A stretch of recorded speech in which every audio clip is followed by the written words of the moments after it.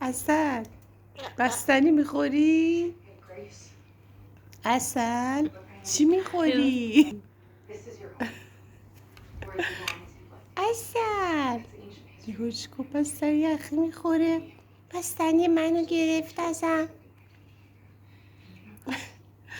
عسل نمیدونه از کجاش بگیره.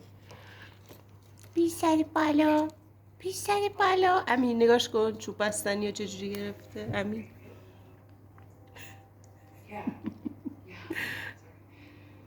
از این بعد بستنی ها رو دیگه 6 تایی بخرید. ای خدا لیست میزنه.